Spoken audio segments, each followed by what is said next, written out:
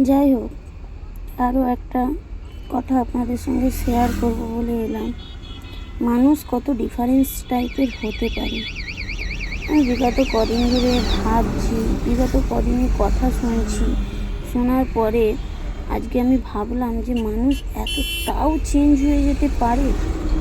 একদিন যে বলেছিল যে সে আমাকে খুব ভালোবাসে, আমি তার এমন জায়গায় আছি, আমি যদি সরে যাই সে বাঁচবে না, আজকে সেই মুখ দিয়েই বিপরীত কথা বেরোচ্ছে যে আমার সঙ্গে সে শুধু সম্পর্ক রাখবে টাকার জন্য।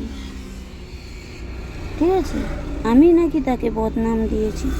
আজকে সে বুঝলো না বদনামটা কোন জায়গায় গিয়ে লেগেছে, কি কোন জায়গায় গিয়ে ধাক্কাটা দিয়েছে। যাই হোক, আমি সত্যি বলছি বন্ধুরা, কাউকে আর বোঝানোর প্রয়োজন বোধ করি না যে আমার জিনিসটা নষ্ট করলো, যে আমার জায়গাটাকে মিথ্যে বলে আমার সংসারটা ভেঙে দিল।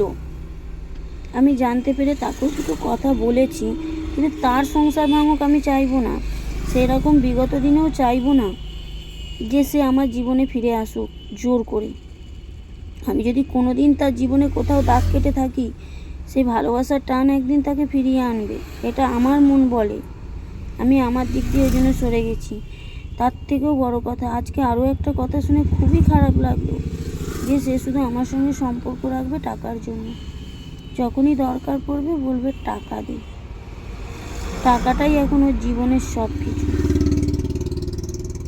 থাক, টাকা নিয়েও যদি সে ভালো থাকে, আমার থাকতে অসুবিধা কোথায়? আমি তো আপনাদেরকে আগেও জানিয়েছি যে আমি তাকে ভালোবেসেছি, তার বাড়ি গাড়ি টাকা সম্পত্তি কিছুই নয়। সেহেতু সে যদি আমার টাকাকে এখন ভালোবাসে, আমার তাতেও কোনো অসুবিধা নেই। সে নিয়ে থাকুক আমার টাকা, সে ভালো থাকুক, তার ভালো টাকাটা আমার কাছে আলটিমেট দরকার, খারাপ টাকাটা নয়।